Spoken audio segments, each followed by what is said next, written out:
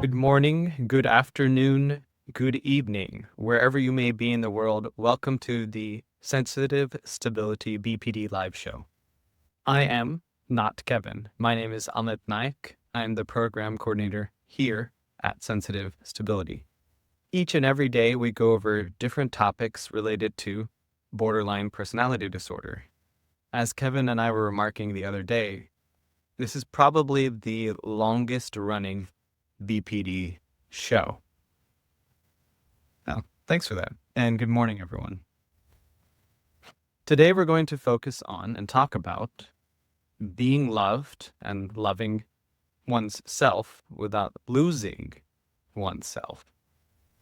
This is especially hard for me and from my perspective, right? Growing up Indian in an American country, literally American county, there was about 95 to 99% white people at any given moment. Small county. And at some point, if a few Indians moved in or like another minority moved in or moved out back in the 90s, it would change the complete demographic of my class. And most of my reality, most of my day to day was determined by school, was determined by class. So whatever happened in class would determine who I am and what I am. And largely of who I was and what I am, I felt stifled and afraid of showing it, mainly because of all the bullying and ridiculing of things that are different. But people who were afraid were bullying me and ridiculing me, right? So I would try to adopt the personality of the friend who I had at the moment. And there were two friends on my block, and they were just friends by proximity. Really, we had some things in common, but now that I look back at it, not a whole lot. But one, I'm just going to call him Bill, and the other one, I'll just say Mick. Bill and Mick. Protect their names. I don't know why I'm still doing that, but I would get in the middle of both of them because I would try to be both's best friend, and they hated each other. To be honest, they were really similar to one another, right? They had the same tendencies. They did the same things. Both were imaginative, both liked to run around outside in the woods. And often I found myself trying to bring them together and trying to be like, look, you guys can actually hang out. You don't have to be so mean and rude to each other. So I was always trying to play this peacemaker role. But I found myself getting wrapped up in their lives, in what they were doing, because it just felt so much more interesting than my life and what I was doing. I didn't want to think about, the trials and tribulations that I have to go through and what I needed to do. Instead, it was easier to think about, oh, Bill's cat. Literally.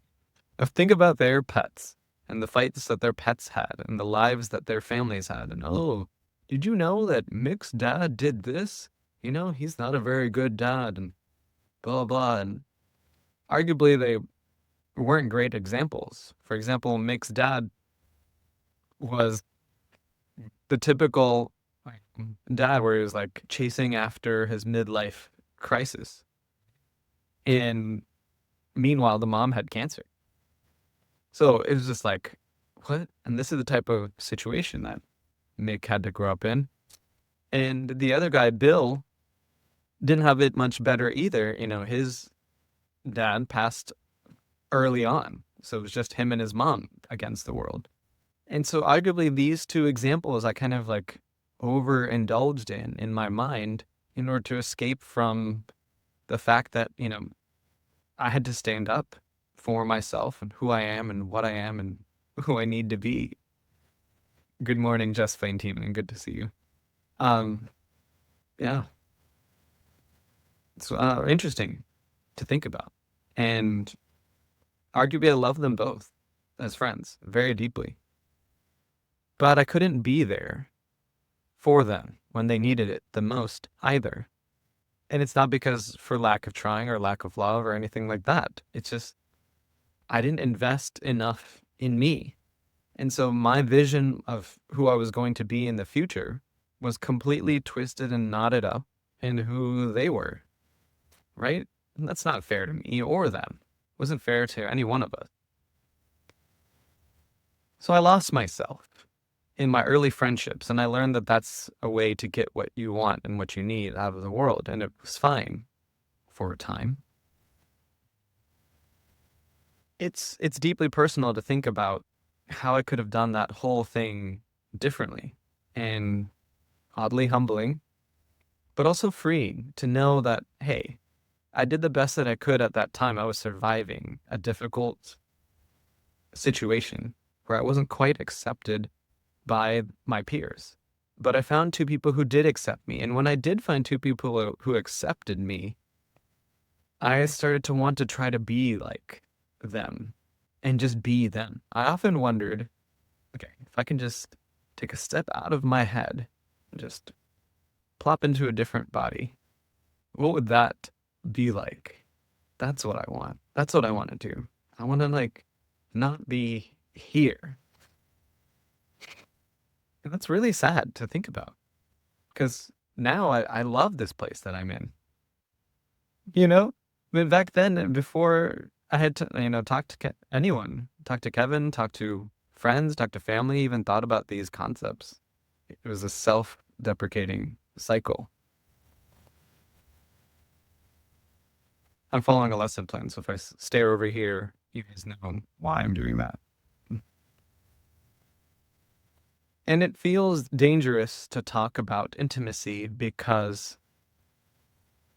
if I tell you something real about myself, right, then I'm giving you power over me and I'm losing control of something. I'm losing control of the narrative. Right? I need to control the narrative. But the control of the narrative, right, to a larger degree, then means that the other person does not feel secure of letting their own intimate details out and their inner thoughts and things. And that's what ended up happening. A lot of the inner thoughts that other people were expressing around me got stamped out by my fears of not being able to fit in. And so then I was like, oh, you shouldn't do that. You won't really fit in. People make fun of you for that. And really, what I was doing is denying my friends around me the ability to grow, the ability to mature, because I wanted to stay stuck in survival mode. I wanted to stay stuck and scared. Whenever I felt something crawling in my skin, I would just try to get numb. I'll get numb by playing Legos. Man, if you ever had Roblox or Legos, I don't know what they call them these days. But anyways, you take Legos and you put on like an R&B station, right? And you just get to step into the world of anyone. Like at that time, it was like Usher, Confessions 1 and 2. Man, and when those would pop off, I would assemble my world and I would pretend that this is the only world that I would ever have, just to escape from the other world. And I realized it wasn't sustainable, not for long. And so if you were here last time, I talked about how difficult it was to force myself out of this fake reality that I constructed. But, I would play piano and I would hate every minute of it, right? Teacher was just awful. She was just horrible. Now, she was good to someone, but she wasn't good to me. Definitely not me. It's Debbie Betts. I see you. I'm just kidding. But yeah, so we give up our boundaries. I gave up all of my boundaries of who I was and things that I liked and things that I wanted, just so the people around me would like me more. And it was just like, you imagine you're writing your story of your life, but then as you're writing the story with one hand, you're like erasing it with the other. It was me writing with a story with one hand, erasing it with the other. We aren't some concrete piece of paper construct, that's for sure. But we do have the freedom to choose what we want to do with our lives and who we want to be, and the freedom to choose our own goals and aspirations. But to the larger degree, I thought I had to be a pharmacist, for example. And I thought I had to do this. Like, if you don't be a pharmacist, you're not going to make it in life. What a depressing thought, because there's so many wonderful things. Each person has so many wonderful talents. And if you have borderline personality disorder, you're more likely to be scientifically proven in the upper quartile of emotional intellect and also IQ, right?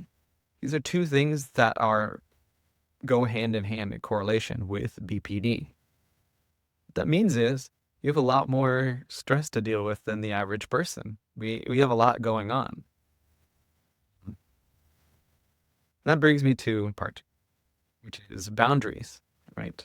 I had a huge amount of trouble dealing with boundaries. I didn't like it when sometimes friends didn't want to hang out. And so the moment that I couldn't escape from, my own thoughts or have to deal with the pressures of my day or school, and I had to say anything but, yeah, I had a great day to my family, I would just try to find one of my two friends. I would either try to find Mick or Bill. And arguably that created friction or tension, right? Because whoever I was supposed to be best friends with at the time, I was seen as like a Benedict Arnold. I was curated my thoughts as if I'm a peacemaker. I was like, oh, I'm peacemaking between the two of you. Why can't we all just get along? Kumbaya. That was me. But I was doing that for me, right? They hated each other for concrete reasons, right? They had concrete reasons for their families to completely distrust and dislike each other. And yet I was pushing up against their boundaries because I had none, right? I was so into their shit. Like, come on. What the hell do I think I am? Peacemaker? Man, they didn't like each other. They never would. And they never do. And they never will. And I don't know, but I'm pretty sure today, even though they're both living the exact same life, they still hate each other. They still talk down on each other. It's like, oh yes, he's doing all the same things I'm doing, but I'm more superior than him. Like, that's what you said, bro. Good morning. That's what you. So there are some practical ways, right? We always go over some practical examples of how to do this. And a barrier can look like this. It can look like, I want to hear you, right? And I need to hear you, but I'm just not there yet right now. I'm in the middle of this work thing. But look, it's going to take me literally 5 minutes to finish this task. So how about we meet in the living room? We talk about it. Or how about we go on a walk and talk about it? I think the walk thing is the best thing for deep discussions because it allows your brain to get set in motion, right? It allows the prefrontal cortex a little bit more blood flow. If you know anything about the prefrontal cortex, it's affected a lot by our environment, our surrounding, our situation. I think that's important for all of us. So then, the only people, and this is a good quote, the only people who get upset when you set boundaries are the ones who benefited from you not having them. So that becomes this really interesting way of understanding who your true friends are, like is really going to stick around and who is really had your best interests at heart. And it just depended. If I'm talking about Bill and Mick, like we were all just children. We were all just forming our relationships. But that's why I liked Bill a little bit more, is because regardless of what I did, he had discrete boundaries. And when I put up boundaries, to the most part, he respected them. But I think he respected them knowing that I needed that respect and not doing it intrinsically because he believed in it, right? There was a sense that he knew I had options, type of thing. And kind of knowing that one has options, him knowing that actively, me letting him know, hey, I could just be friends with the other guy. actually helped my situation in a way. Right. It was unshaky, chaotic, but it helped. And it helped because it allowed me some sense of control. Unconsciously or consciously, I think I did that just to play the two friends off of each other who they're not friends with each other, but they hated each other. But it helped me, right? A common story, the one that I think about the most, is we all got together and we were in this kind of toxic moment. And in that toxic moment, I said, like, hey, let's do the drainage challenge. And it's exactly as bad as it sounds. There's a huge drainage pipe, right? It's dark, it's completely nasty place. You have to just wade through a bunch of like, you know, water that's like draining out of old people's yards from them overwatering them. And it's muddy and there's spiders and there's creepy crawlies and all this stuff. And I wasn't gonna look like a chicken. I ain't no chicken, you know. And we goaded each other into going up the damn drain pipe. And nowadays, if I look at that pipe, it's tiny. But at that time, it was small enough that I could like put all my arms, legs out. I was small enough that I could put all my arms and legs out and still not reach the edges or barely reach the edge. But as you got into the tunnel, it got even more narrow and narrow and narrow and narrow and narrow.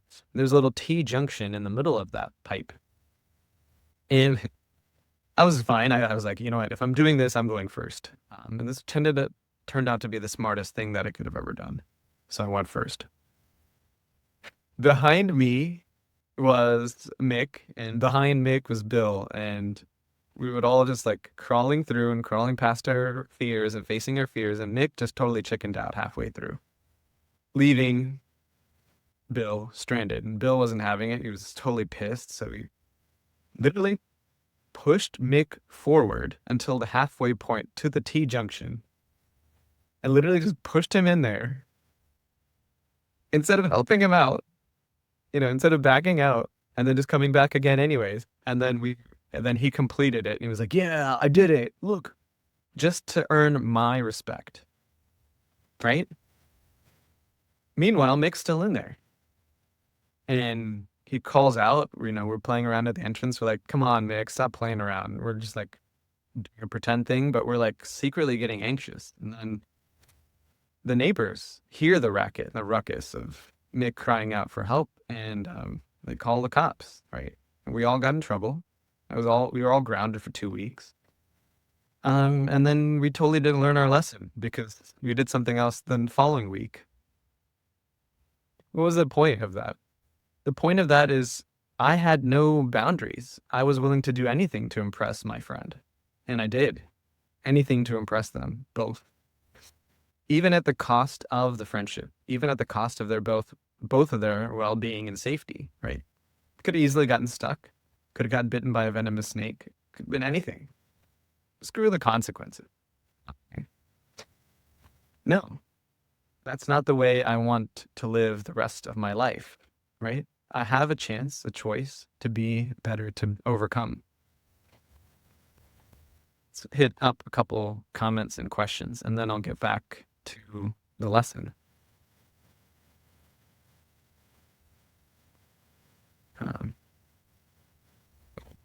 Really interesting topics. Let's see if I can find the beginning of any of them.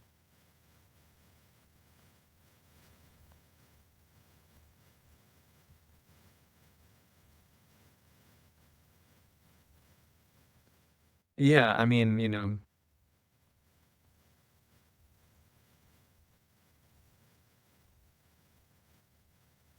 again, Justin and I, we've talked about this at length, you know, and the thing is,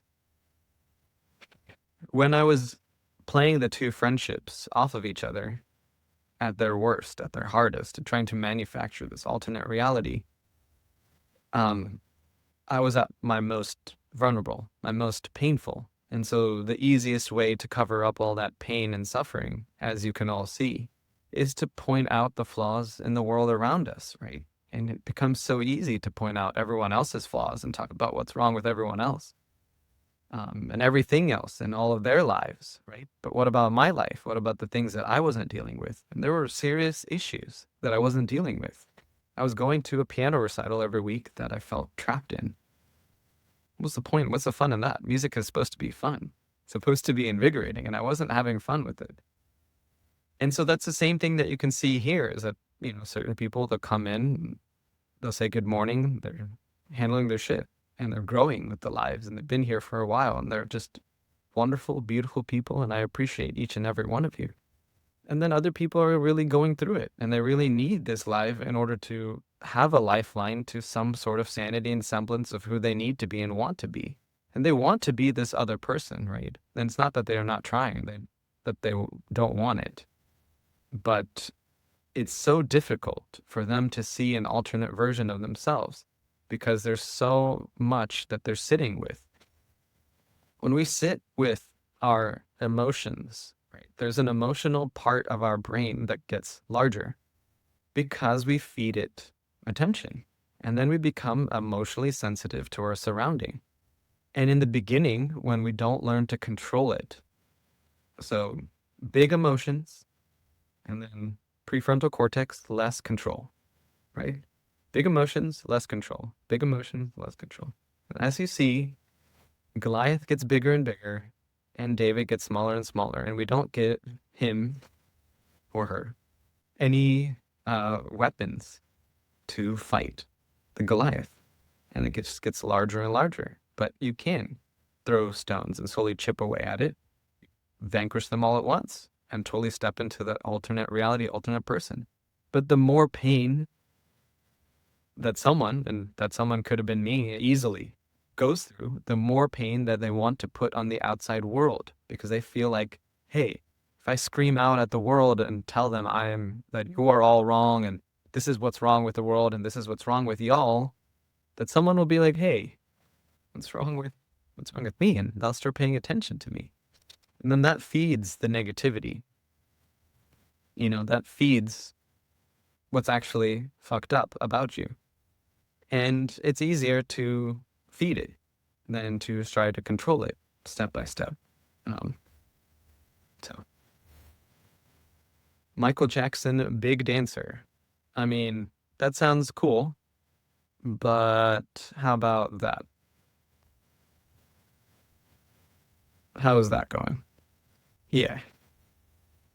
But thanks for dancing. Appreciate it. It's just not conducive to borderline personality disorder. And I'd closed my eyes and I'd pictured someone I cared about, and I would say, you are me. You are you, sorry. And I am me. I love everything about you. In fact, some days I've wanted to be you.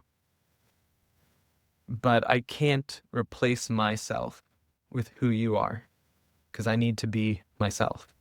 This is this idea of independence, versus coexistence, versus codependence. All these thoughts, right? They're really, really important when we're learning how to love ourselves. I can be myself and love you. I can be me, Who am I? Well, I'm someone who loves enchiladas, loves pizza, love working out, love music. Those are things that I find core to my sense of self. You see, it's largely food related. So it's a good thing I go to the gym. But this is who I am, right? This is who I want to be, and this is how I feel like I want to be. And I know a lot of you can relate because we lose ourselves in our partner. We lose ourselves and we think, okay, well, my partner really loves sushi, but I hate sushi. So guess what? I'm gonna eat sushi. What do I want for dinner? I want pizza. I want to explore all the pizza places all over the world. And what does my partner want? Well, they want to explore fusion Asian food. You know what I mean? Fusion Asian food is this thing that you do in your household if you're an Asian, where you just do it because there's nothing else left, right? There's nothing that's quite palatable, and you want to try to make it either less spicy or a little bit more palatable. We close our eyes and we can connect without disappearing ourselves, right? You can connect to someone and talk about how you truly feel about any topic, literally anything, in a nice way. Not, man, if my partner were to eat onion rings without ketchup, I would hate them. I like onion rings with ketchup, right?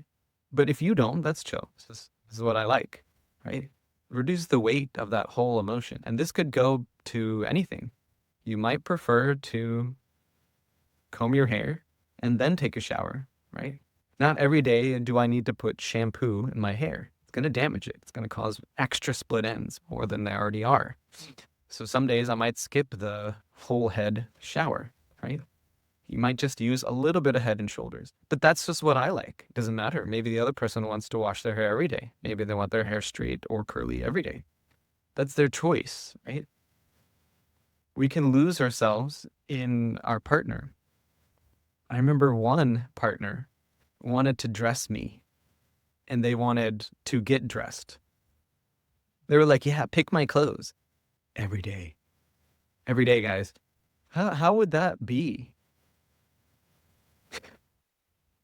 With that for a moment, you know, like a doll, like dress her up every day and then get dressed like a doll every day.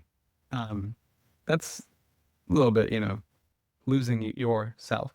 But that's where I wanted to draw my boundary. There might be another couple, another person comfortable with that. And boundaries aren't this condition to make a rift between people, right? When your partner is at work, they need to go to work to make cheddar. And they bring home that cheddar, they bring home that money. You don't bother them while they're at work. And if you are, it's at their invitation. But if you are and it's not at their invitation, that's a boundary that you've crossed. So now they're not going to like you as much. Let me grab this question, or literally this thing that I think about. See, Toga, good morning and welcome to the show. I literally don't think I'd be able to live without my fiance. I love him so much, but I know it's draining. Yeah, I understand that emotion and that feeling. And when we are in the throes of our emotion and our passion, hell yes, can't live without them. But at some point, we have to start choosing them, right? And choosing our partner gives them space and us space to give them reasons to come back over and over again. What if you could meet somewhere in some distant future, right?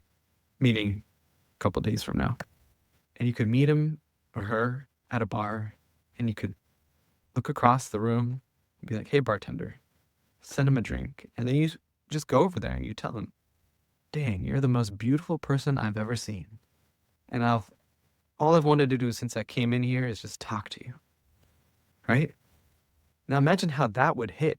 You hadn't seen each other in days and you just come up to them and you hook that line. Ooh, that gets me right now thinking about it, right? I would want to talk to that person more. I want to be more into them. Like, oh, who is this? This is my partner? My partner just tried to date me again, right? They didn't lose themselves in the relationship. They didn't lose themselves completely to who I am and what I am. Instead, they're their own whole person. They're making moves at work. They're a boss in their own right. They're a boss in their own world. They've got friends. They've got a social life.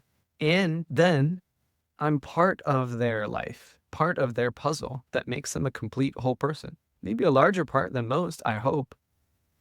But Toga, you can do this, right? You can rebuild that sense of yourself, and it doesn't have to be draining, right? It's because we are, like we've been talking about, loving our partners past ourselves, past our own boundaries, right? And we can slowly reel that back in and allow them space to grow back towards us, right? It's like two trees, literally in Brooklyn. Their roots are growing, but if you're overbearing them like this, then that won't give the other tree any space to grow. Instead, give each other some healthy space, healthy, happy roots. Um, Alicia, Elisa, good morning. Welcome to the show. Oh, this is a personal conversation. I mean, I did ask Shane B for his thoughts or what he liked, but not to pick everything for me. Yeah, asking for an opinion versus pick for me. Yeah, miles apart. Miles apart, different. Someone made a shirt comment earlier. Well, I used to wear just this sweater vest combo, sometimes with a tie, but I don't prefer the tie. But I used to wear this shirt vest combo because someone said they liked it, right? And it's someone's opinion who I highly valued. And I was like, let me impress them. Let me impress them. Let me make them feel good about me. Who cares?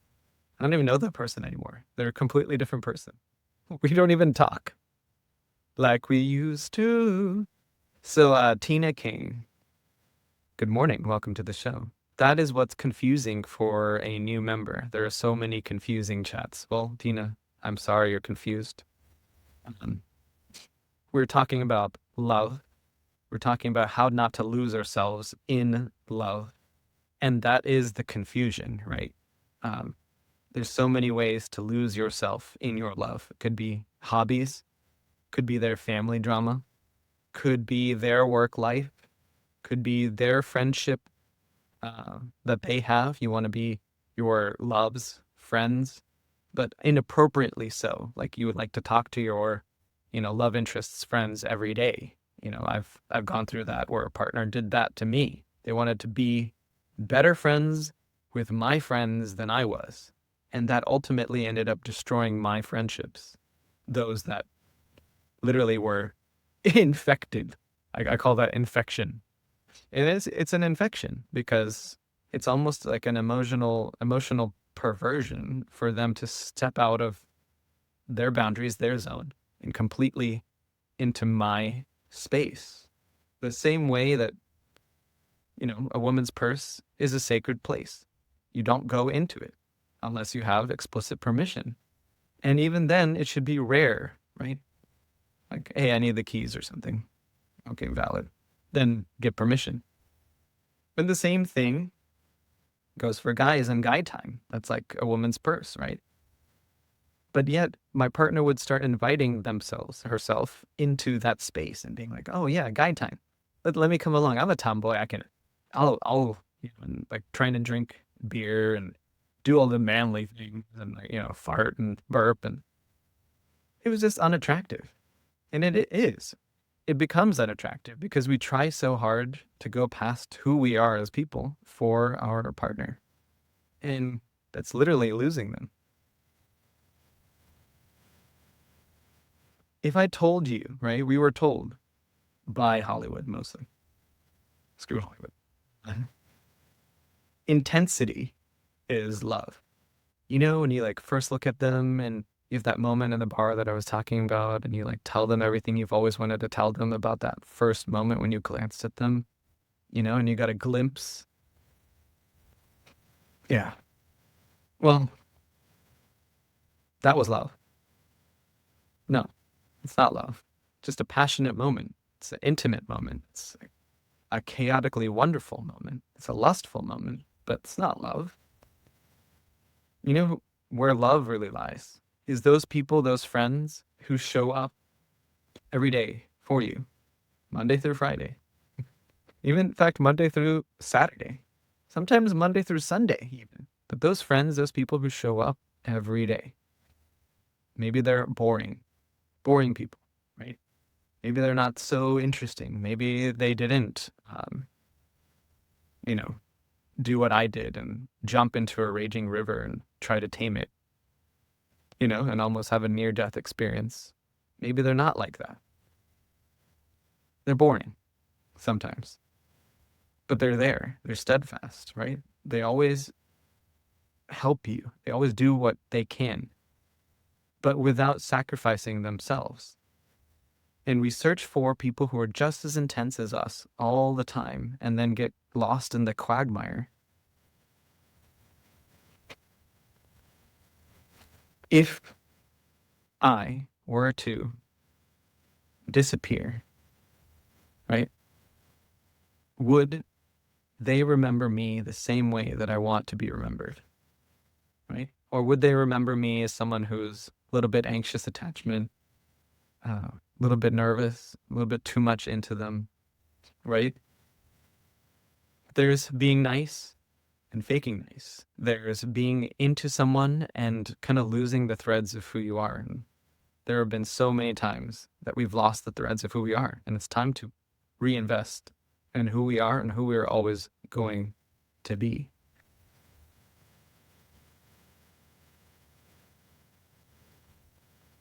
So let's get to some of the chat this morning.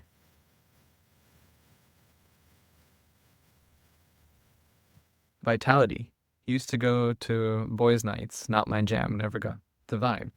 Yeah, and that's fine. That's totally fine, Vitality, and good morning. Good to see you here outside of the Discord. It's a wonderful thing to realize because there's something else waiting for you. There's another place that's going to be your jam. And sometimes it's fine. The stakes are a little bit lower, but if I know, let's say, for example, my friend is really going through it and it's a relationship issue, the last person that I would want is another person who's, not going to be comfortable there. We want everyone who's there to be part of that club, right? And prescribing to the same ideology so we can actually help without being judged for it. And each of those, let's say, boys' club people would have a different opinion if they're a good one, but their opinion would count, right? Because it wouldn't be checked by the counsel of, let's say, what the other person is going through. Guys, we kind of know what we need to do. In fact, most times we know what we need to do, but we need someone to tell it to us in the most direct way. And that's not always what will work for most women, right? And there are exceptions to both sides of that. I can see it. But and on the alternate perspective, if you're having girls' night, you don't want a dude crowding in on that space, right? Crowding in on that time and kind of bringing the conversation on a different wavelength. It does make a difference who we're hanging out with, for what purpose and what intent. So, I'm happy you figured it out, because better late than never. Imagine we were, at end of life and still trying to do boys' night and not being comfortable. Imagine if I was still trying to play classical piano and being uncomfortable with Miss Debbie Betts. Now she's a robot doing the same sorts of things, right? What a sad existence. And I'm still too afraid to tell the world, I don't want to pay $35 a week for this mediocre lesson. That is now just psychological terror.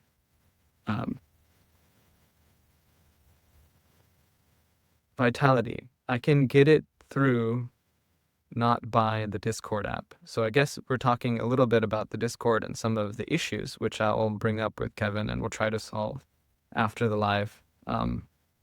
Please just DM this space, this account, right? Go to the profile, go to the link, clicky, and be like, hey, I'm having XYZ sort of trouble.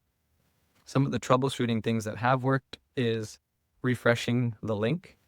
So using the link from the website, not your favorited link. That's worked. And then just logging back in and logging out, logging back in. That's helped a lot of people. But if it's something more advanced than that, we really do need to know, because we really would like to talk to each and every one of you. We have a small, strong community, and hopefully, we get to keep all these connections. Star, good morning. My man doesn't understand the separation of friend groups. I'm sorry to hear that, Star. It's, I know, undoubtedly frustrating. And, some of the unhealthy ways that my old partners would go about it is they would say, well, I'm hanging out with a family member, blah, blah, that you don't like. It's like, I don't want to hang out with them. Here, I'll just stay home. Later on, stay home, and I see pictures on Instagram of, her hanging out with her friends. I'm thinking, well, why is that? Why was I left out? Aren't I a cool person to hang out with? But it wasn't about me. She was putting up healthy boundaries, right? And in fact, she was praising me and how emotionally invested I was in the relationship. But I didn't give her a chance to talk about it from a third perspective. I didn't let her leave. So, a prisoner, keeping her trapped, right? And that's what we do a lot of times. We keep ourselves trapped. This is a great line. Some of us were called crazy just because we felt too much and refused to go numb.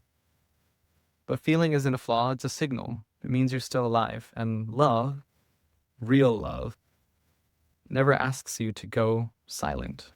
So I'm sorry you're going through that, Star. I don't know why I picked that specific quote, but you don't have to go silent anymore, right? You can talk about it. And as soon as we get the kinks worked out, whatever they might be with the Discord, I would love to hear more. If you don't prefer Discord and you'd like something a little bit more personable, please reach out at support@sensitivestability.com. It's our email. And you'll be able to reach Kevin, or if you ask me for myself, we're here.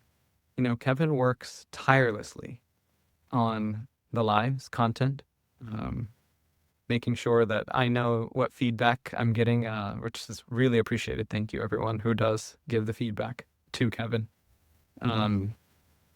He also works a lot on the Discord and the website. He's a brilliant programmer amongst helping us program our human mind, right? And I realized that I have traits to offer too. I have a lot of things to offer too. I've learned a little bit about web design. I've learned a lot about PR, YouTube, video design, video making, editing, all these different things that I didn't know I could do. That's the things that I'm done outside of my wheelhouse recently. But being supportive, right? Supporting people in their time of need, that's something new. Oh, thanks, DC. Appreciate the sword. We learn to pick up the sword once again and to become who we've always been meant to be, to literally shut the door on the negativity.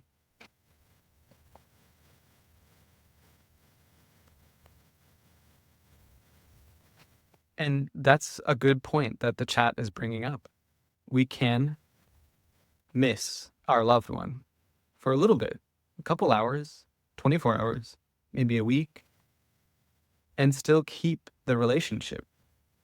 The greatest example I can draw from, the most healthy example I've seen in my life of distance making it work, is every day, no matter the freaking time zone, my dad would call my mom at 6 p.m.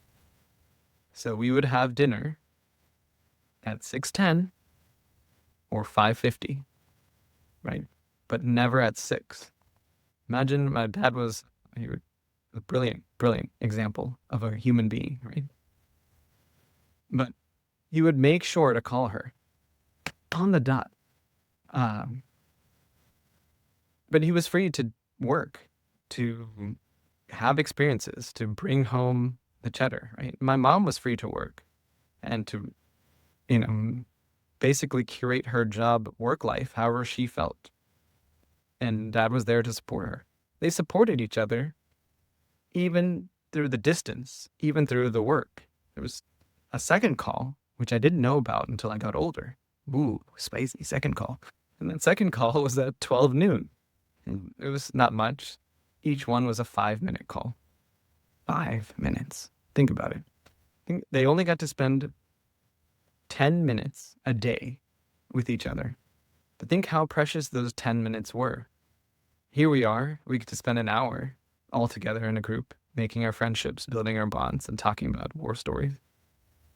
10 minutes a day. And they were on a parallel track, a parallel course. They were building a life together. But when they came home, it was my problems. At the time we had grandparents living with us, grandparents' problems, my sister's problems.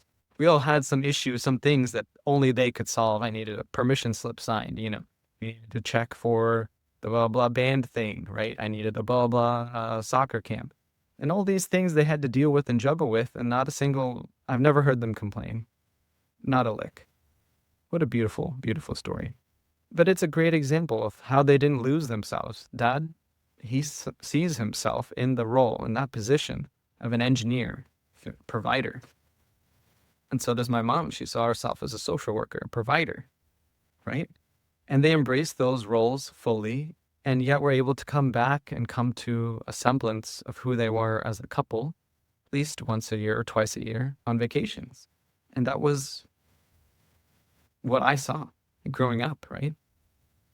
And instead, I wanted something else completely sold to me by Hollywood, right? And I wondered why I couldn't get what they had. And I was trying to build what they had inappropriately in relationships that didn't want that, right? I was trying to force upon people who didn't want my shared set of values.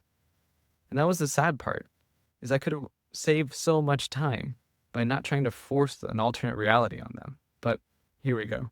I'm trying to keep up with the chat, but like there's a lot. Like someone else said. Star, good morning again. How do you deal with the emotions that come with accountability? Well, at first, I didn't deal with any of them. I didn't deal with those emotions. I just buried them deep, and it invariably caused me some sort of IBS. But then I tried to talk it out, right? And you have to find the right objective person to talk out these emotions with. And that's when I found Kevin to talk about them with. These days, nowadays, I feel comfortable talking to my sister about some of these things, or feel comfortable talking to a friend outside of sensitive stability about these things. And it does work, because once I take it out there and release it, talk about it, it feels much more manageable, right? All these emotions. I mean, yeah. So it feels much more manageable when the emotions come with accountability. And that accountability is hard for all of us to do. Even now, to be emotionally accountable takes energy and effort, right? But I have to realize one thing helps me. And that is, I am worth the love that I'm giving to the world outside of me. And if I'm worth that love, right? And I love myself, I have the strength to counter anything, any of these emotions, right? That come with accountability. Yes, I missed the deadline. Okay. Now I have to pay the penalty for a late bill. Yes, I screamed at my partner, and I'm accountable for that, right? I physically hugged them and prevented them from leaving the space. That is something that I did in my past. But I don't have to keep walking through that guilt, right? The guilt goes away, and I think, well, why did I do that? Well, I did that because I didn't want to let them go, right? Why did I miss the bill payment? Well, I wanted to not let go of the money that was in my bank account right now. That's the real reason. I didn't want to see the bank balance go lower. Well, why didn't I not want to see that? Well, no money is coming in. Why is no money coming in? I don't have a job. Ooh, that's scary, right? That's literally a lived experience, a lived story. And I know that's a lot more personal, Star, than that. There's a lot of heavier things that you have to go through. But reach out. I know it helps. I know it helps because it's helped me. I know it could help someone listening out there in the ether, wherever you might be. Don't contain all of this and keep it all to yourself all the time and say, okay, well, I'm just going to hermit crab all of this weight around, all this shells and activity.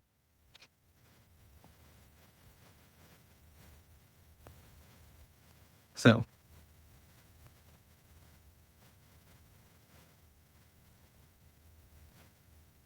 let's see if we can't grab another question. Is it possible, says Shane, to be an empath with narcissistic tendencies? Yes, it is very much possible. And I mean, to think about a current example, right? There are many people who are empathic, and narcissistic, who are very successful and prominent in the world and the news today. I don't need to mention their names, they get enough publicity. And that's what builds their charisma, right? Is they have clear, shining moments of empathy with the world around us. Um, and it seems like they really get it, right? They really have a solution. And that's what they want you to think, that they have the solution. But if you yourself are suffering from that, um, you are defined by yourself foremost, right? And prominently. And a personality disorder, personality traits are defined by you. If you have the empathy, use that to slowly build out that part of your character, right? To slowly start understanding that other people have problems as well. Other people have needs as well. Other people need to hear your thoughts, but in a way that isn't hurtful, right? And at first, it's just a small thought, small things throughout the day, small care and consideration given, you know. You come home and maybe you're exhausted, so you slam your boots down, your work boots, you slam your bag down, and you drag some mud through the door. And then you say, have some empathy because you see your significant other cleaning up the dirt. That's not fair. So the next time you leave your muddy shoes, but boots outside the door, when you bring your bag in, you come in a little bit quieter because maybe they're taking a nap or sleeping, or the kids just went to bed. So Shane, you can do this, right? And that's beautiful. If that's you, or if that's someone you know who has empathy, help them build that empathy out into the world. Help them understand that they can be vulnerable, that they can say, hey, look, I like to go bowling. But then they can sometimes say, hey, I know my partner needs me, right? I know my significant other needs me this week to maybe skip bowling, right? There is a balance, that's for sure. There's no discrete boundary that I or anyone else can draw for you. These are the things that you're going to have to work out with your reality. It's a conversation that you have with your reality. Hey, this is what I need. And then you ask the people around you, what do you need? You may not say it out in word format. You just observe with your beautiful eyes, gifted eyes. You'll say, hey, what do they need? What are things that they are often into, right?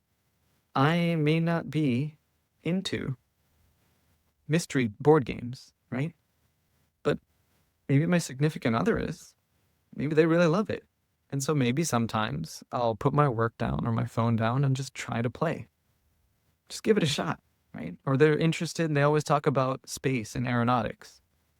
I hate that subject, right? Really. I don't, but let's say I hate it.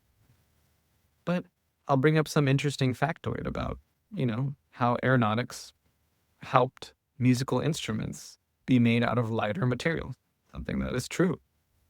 And so you find a way to draw from that empathy and then give back, but without giving away. I hope that helps. Great question. Yeah, thank you, Shane. Appreciate that.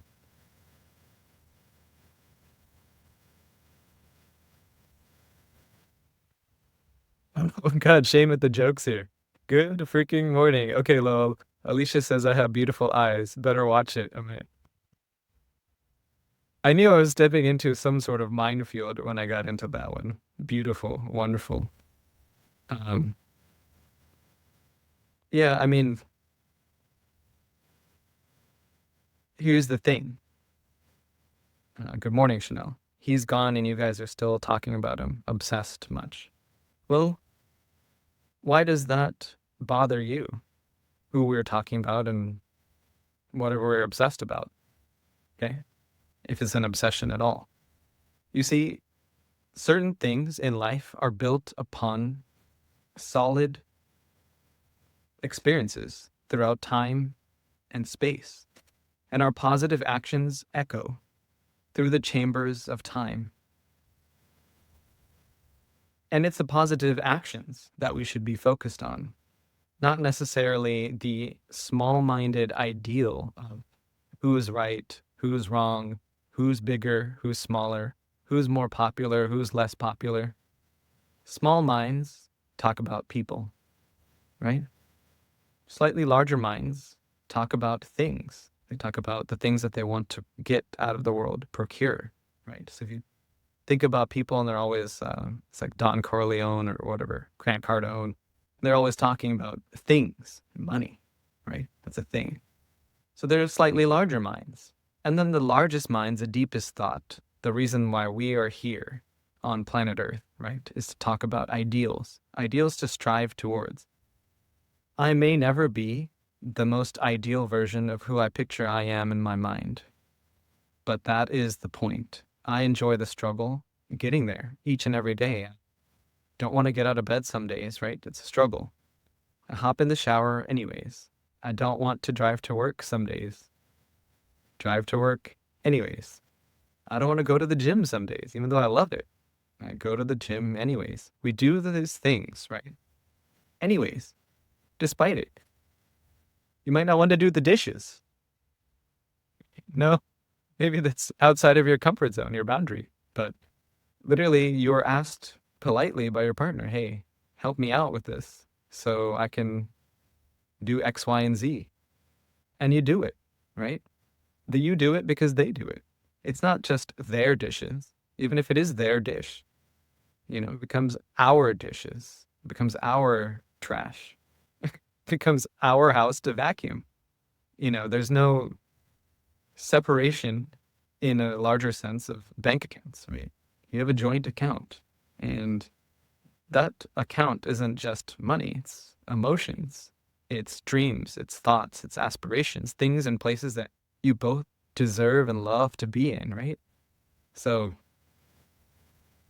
to talk about someone or something or someplace in a positive light is the best form of helping yourself get out of the shit that you are in right now. Thank you, Tara. Appreciate it.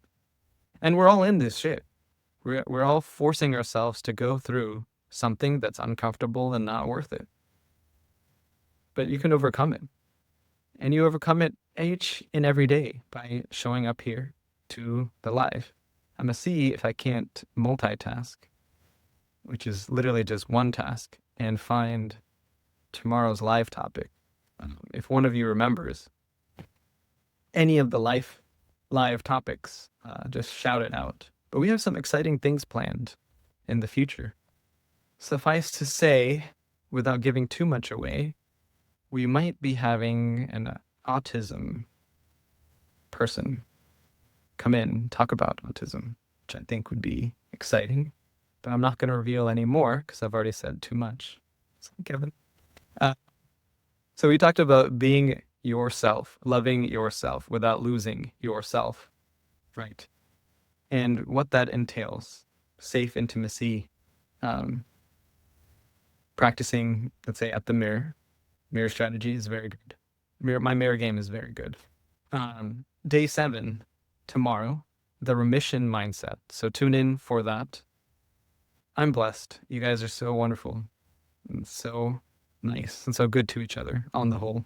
It's hard to find so many people who are going through such titanic turmoil in their inner struggle, in their inner lives, yet trying to reach out and make another person's life better, even just for a moment, right?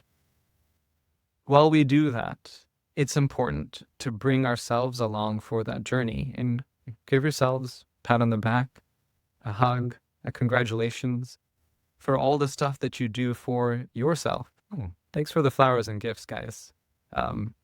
We haven't used it yet, but we will be pouring it into the ad budget entirely and completely. It is so much appreciated.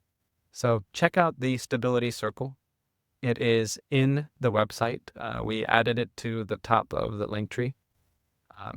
If you do so enjoy it, it's beautiful. Kevin's worked on it tirelessly, and it's why we've kind of had to step away in this manner, because part of Kevin's time is there, and part of the time is, here in the lives. Stay tuned, and I will see you all in the next one. Love you all. Appreciate you all. Bye.